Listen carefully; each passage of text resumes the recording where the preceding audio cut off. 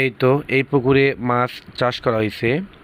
এগুলো মাছ, ছোট মাছ, পোনা, মাছের পোনা।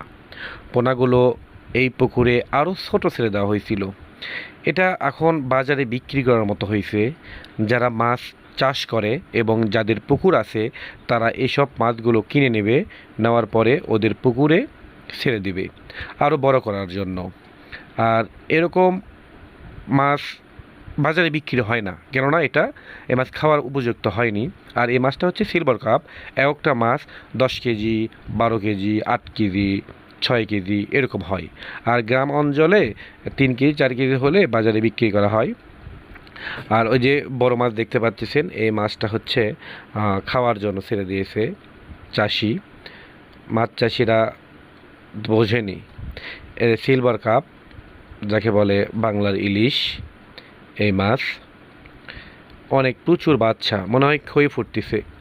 ধান যেমন আগুনে দিলে খই ফোটে, এরকম করে সাদা সাদা মাছের বাচ্চা এমনভাবে লাফাচ্ছে মনে হয় খই ফুটতেছে। অনেক মনোরম পরিবেশ এবং সুন্দর। এই পুকুরে ছোট ছোট মাছ বেশি চাষ করা হয়, কেননা এই পুকুর থেকে মাছগুলো সাপ্লাই করা হয়। এই দেখুন, এটা বড় একটা মাছ। এই মাছটা খাওয়ার জন্য ছেড়ে দিয়েছিল। বেশি নাই, অল্প মাছ আর কি। পুরা পুকুরে যখন জেলেরা জাল টানা দিয়েছে তখন কিছু মাছ উঠছে।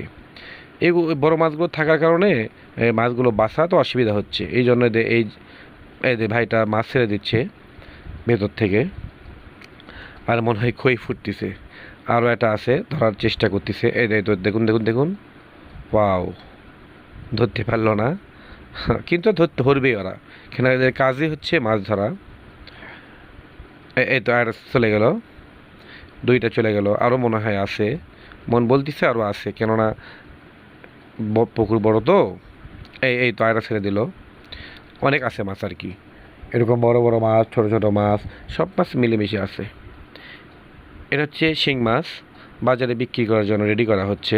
পুকুর শুকানোর পর মাছগুলো কাদা থেকে ধরে নিয়ে এসে এই স্ট্রে ধোয়া হচ্ছে।